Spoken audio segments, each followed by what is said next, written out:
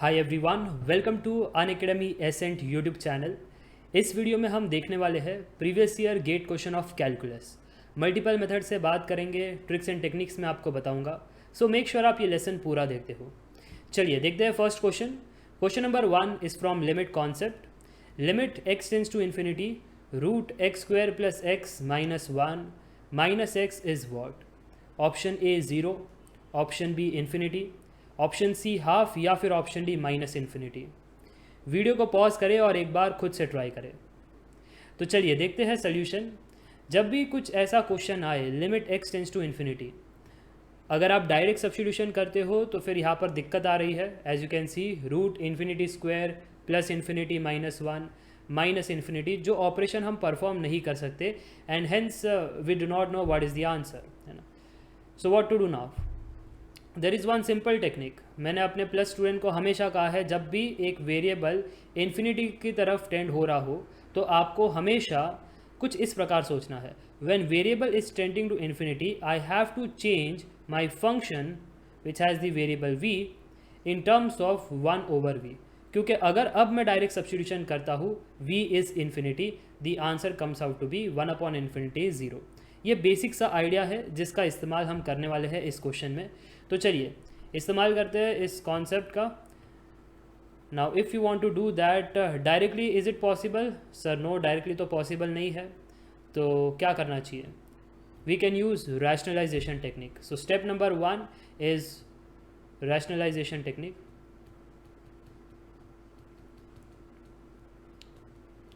In that case, I can say I will multiply and divide with conjugate of this number root x square plus x minus one minus x, इसके conjugate के साथ आप multiply divide करो। Okay, so let me place here one bracket and now I am multiplying with the conjugate root x square plus x minus one plus x upon root x square plus x minus one plus x. ठीक है। Now the above form is a minus b into a plus B, जिससे क्या होगा, numerator बन जाएगा a square minus b square, और जब वो a square minus b square का फॉर्म बनेगा तो रूट चला जाएगा। It would be now x square plus x minus one and then minus b square मतलब एक्स स्क्वायर। ठीक है, and upon we have root of this thing, so root x square plus x minus one plus x. बाहर एक limit था, limit x tends to infinity. Got it? Question कैसे simplify हो गया? Now x square will go with this x square and then we have, let me take a new slide. Now we have question as limit x tends to infinity x minus one upon root x square plus x minus one plus x. Clear? अब हम क्या कर सकते हैं? Again हम one upon variable form में convert करने की कोशिश कर रहे हैं, तो अब ये पॉसिबल है।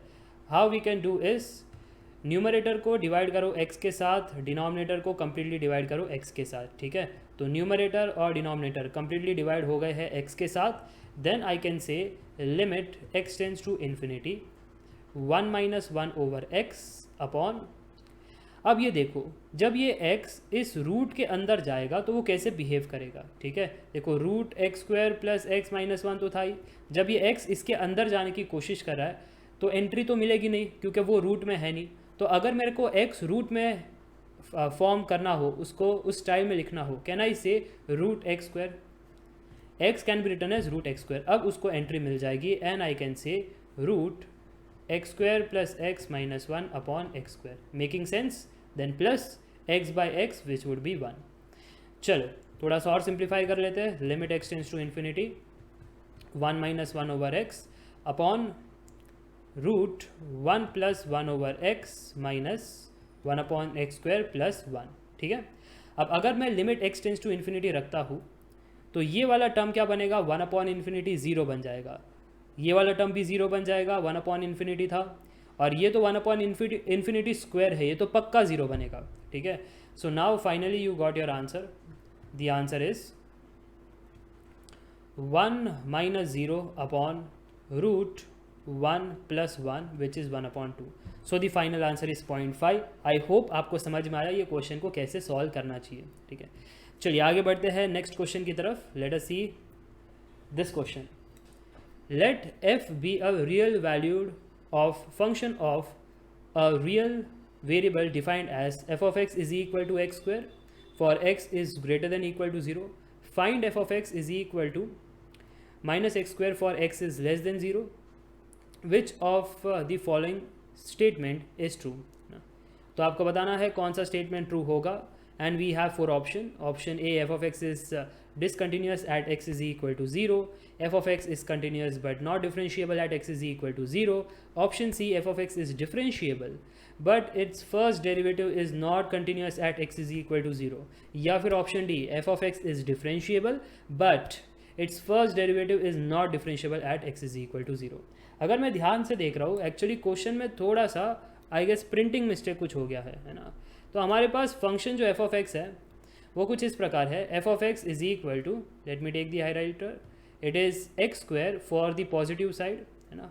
और जब मैं लेस देन वाली चीज़ देख रहा हूँ तो माइनस एक्स स्क्वायर की तरह बिहेव कर रहा है. ठीक है यार, f of x एक रियल वैल्यूड फंक्शन है और इस प्रकार बिहेव कर रहा है. अब कौन सा स्टेटमेंट सही होगा ये मेरे को बताना है. ठीक है, दिस इज़ कॉन्टिन्यूटी क्वेश्चन है ना, differentiability and continuity.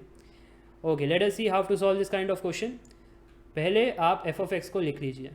It was a piecewise function.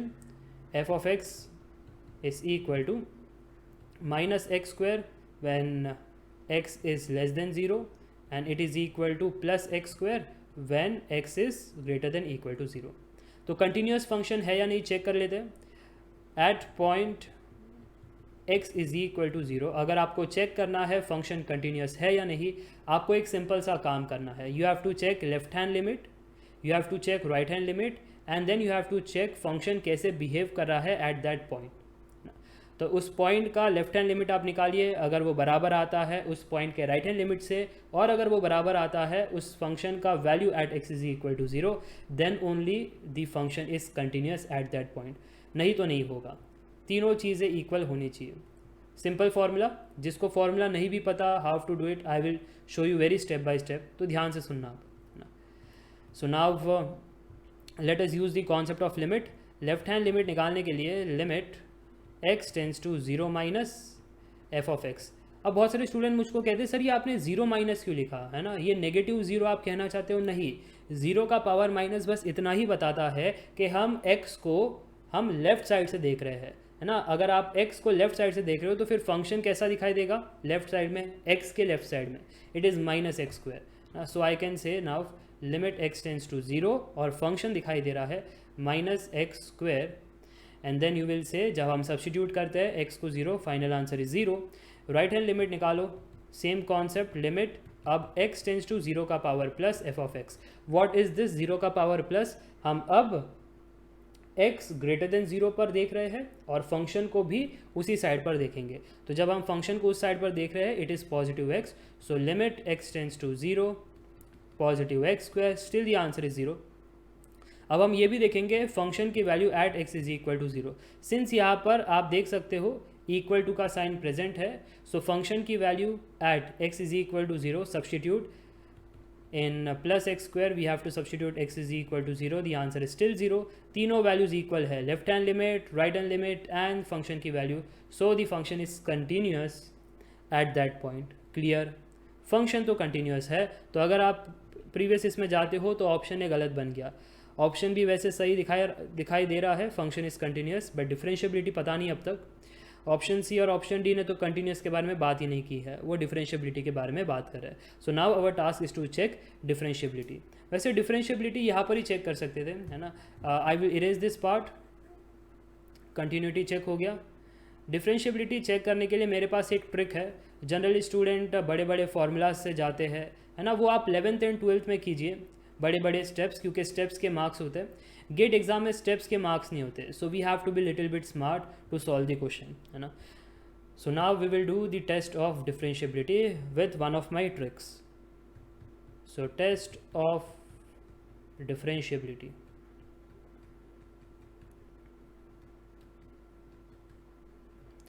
Test of differentiability में आपको चेक करना है क्या लेफ्ट हैंड डेरिवेटिव और राइट हैंड डेरिवेटिव सेम था. अगर लेफ्ट हैंड डेरिवेटिव और राइट हैंड डेरिवेटिव सेम है तो फंक्शन उस पॉइंट पर डिफरेंशिएबल है। बस दो ही चीज़ें चेक करनी है और कुछ नहीं चेक करना।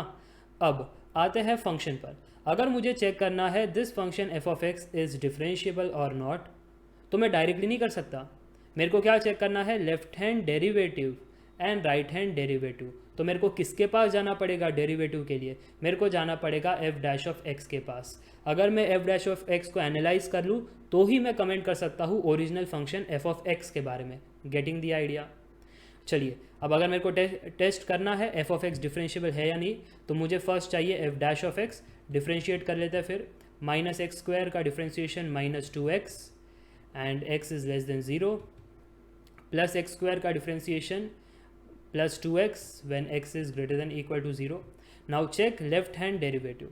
कैसे चेक करोगे left hand derivative? At x is equal to zero. हम एक पॉइंट पर डेरिवेटिव चेक कर रहे हैं। वी विल से हमको देखना है पहले लेफ्ट हैंड साइड वाली region. So this is left hand side वाली रीजन। अब उसका फंक्शन से हमें मायने रखना है, हम इसमें इंटरेस्टेड है। सो लेफ्ट हैंड डेरिवेटिव में हमको मिल गया minus two x square, but हम क्या चेक कर रहे हैं, differentiability at x is equal to zero. तो इसमें एक्स को अब ज़ीरो रखो and then you will say it is zero. ठीक है, तो हम इसे कैसे कहते हैं, f dash of x at x is equal to zero minus, मतलब लेफ्ट हैंड साइड में, which is basically f dash of zero का पावर माइनस। हम इसको इस प्रकार देखते हैं। ठीक है, तो अब आपके लिए भी ईजी रहेगा। राइट हैंड डेरिवेटिव फिर नोटेशन वाइज कैसे हुआ, एफ डैश ऑफ ज़ीरो का पावर प्लस। ठीक है, तो राइट हैंड साइड वाला रीजन ये रहा, उसके रिस्पेक्ट में फंक्शन एफ ऑफ एक्स ये रहा, है ना। और उसका डेरिवेटिव कैसा था, ये देखो, ग्रेटर देन ज़ीरो पर उसका derivative plus x plus two x. So plus two x, हम इससे इंटरेस्टेड थे। F dash of x in the right region is plus two x. अब एक्स की जगह ज़ीरो रखना है, आंसर इज ज़ीरो। क्या दोनों सेम आया, left hand derivative and right hand derivative, is it same? Left hand derivative the answer is zero, right hand derivative the answer is 0. So yes, left hand derivative and right hand derivative are same. This means इसके बारे में कुछ comment नहीं, हम original function के बारे में comment कर सकते हैं कि function f of x differentiable है। और अगर function f of x differentiable है तो फिर ऑप्शन बी भी गलत हो गया, f of x is continuous but not differentiable, ये गलत है ना, क्योंकि फंक्शन तो at x is equal to zero differentiable था। अब सी और डी में देखना है। अब सी क्या कहता है, but its first derivative is not continuous at x is equal to zero. ऐसा था क्या? वो कह रहे हैं ये जो आपने फर्स्ट डेरिवेटिव निकाला है ना, let me erase something and show you what they are trying to say. ये सारा इरेज कर देते हैं डिसकंटिन्यूटी वाले स्टेप्स। अब वो कह रहे हैं ये एफ डैश ऑफ फंक्शन पर आप एनालिसिस करो और एनालिसिस करने के बाद मेरे को बताओ क्या वो कंटिन्यूस है at x is equal to zero या कंटिन्यूस नहीं है। तो मैं ध्यान से देख रहा था ना ये फंक्शन को, कि अगर कंटिन्यूटी चेक करना है तो तीन चीज़ें चाहिए। लेफ्ट हैंड लिमिट, तो इस केस में क्या होगा, limit X tends to zero minus F dash of X which is equal to limit X tends to zero. हमारा F dash of x in X less than zero वाले region में minus two X की तरह behave कर रहा है and hence अब इसका आंसर ज़ीरो आया। Similarly right hand limit is equal to limit X tends to zero का power plus F dash of X that is equal to limit X tends to zero. Positive side में है ना, F dash of X कैसे behave कर रहा है, plus two X की तरह। सो नाउ इसका आंसर भी ज़ीरो आया। सर लेफ्ट हैंड लिमिट और राइट हैंड लिमिट तो सेम आ गया है ना, what about F dash of zero? ये देखो एफ डैश ऑफ ज़ीरो है ना, हाँ एफ डैश ऑफ ज़ीरो भी सर ज़ीरो ही है। तो तीनों चीज़ों में जब हमने सब्स्टिट्यूशन किया, चेक किया, तो आंसर तो ज़ीरो ही मिल रहा है। और अगर आंसर ज़ीरो मिल रहा है तो फिर मैं कह सकता हूँ कि ऑप्शन सी भी गलत है। एफ ऑफ एक्स डिफरेंशिएबल है but it first derivative is not continuous, यह आपने गलत कह दिया क्योंकि उसका फर्स्ट डेरिवेटिव तो कंटिन्यूस था और इसलिए आंसर जो सी है वो बिल्कुल गलत बनता है क्योंकि उन्होंने नॉट कंटिन्यूस कहा है ना। और फाइनली ए बी सी गलत, तो फिर ऑप्शन डी सही। इस प्रकार से आप ये क्वेश्चन बना सकते थे। बट कोई स्टूडेंट कहेगा सर ये वाला टर्म क्या है, first derivative is not differentiable at x is equal to zero. देखो तो सही सर ऑप्शन डी में, ये भी तो उन्होंने कहा है। How to prove it? अगर आपको चेक करना है first derivative which means, again let me erase this part, continuous तो था बट क्या ये डिफरेंशिएबल है, ये दुविधा हमारे सामने आ चुकी है ना। वैसे हम एलिमिनेशन टेक्निक से कह तो पाए कि ये फर्स्ट डेरिवेटिव नॉट डिफरेंशिएबल होगा, बट लेट अस सी क्या हम इसको प्रूव कर सकते हैं। अगर ये डिफरेंशिएबल है या नहीं at x is equal to 0 check करना है, तो इससे हम चेक नहीं कर सकते, हमें जाना पड़ेगा f double dash of x पर ना, क्योंकि f dash of x differentiable है या नहीं तो इस पर कैसे हम डिस्कस कर सकते हैं, इसका डेरिवेटिव मतलब f double dash of x।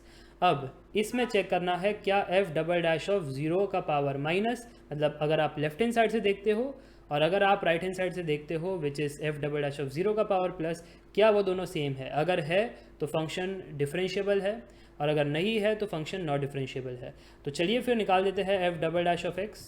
It is -2 when x is less than 0, it is equal to +2 when x is greater than equal to 0। अब ध्यान से देखना कि जब मैं f डैश ऑफ 0 माइनस देख रहा हूँ, it is -2 and f dash of 0 plus, sorry f double dash of 0 plus, it is +2। See carefully, f double dash of x पर लेफ्ट हैंड साइड में डेरिवेटिव -2 मिल रहा है और राइट हैंड साइड में derivative +2 मिल रहा है, सो दे आर नॉट सेम। अगर same नहीं है left hand derivative and right hand derivative, this means इस पर हम कमेंट नहीं कर रहे, हम कमेंट कर रहे हैं इस वाले फंक्शन पर। We are concluding this f dash of x is not differentiable at x is equal to 0, as simple as that. और इस प्रकार से आप ये क्वेश्चन बना सकते थे, जो बिल्कुल सही कह रहा है ऑप्शन डी कि दैट f ऑफ x तो वैसे डिफरेंशिएबल है बट उसका जो डेरिवेटिव है f डैश ऑफ x है ना, वो डिफरेंशिएबल नहीं है at x is equal to 0। हमने कैसे चेक किया f dash of x differentiability check करने के लिए हमको जाना पड़ा f double dash of x के बारे में ना, और फिर वहाँ से हमने एनालिसिस करते हुए आंसर को कंक्लूड किया। I hope you like this video. अगर ये वीडियो पसंद आई तो लाइक कीजिए, शेयर कीजिए आपके दोस्तों के साथ और चैनल को सब्सक्राइब कीजिए। ऐसे ही बेहतरीन वीडियोज़ मैं आपके लिए लेकर आता रहूँगा। Meet you in the next video. Up till then take care.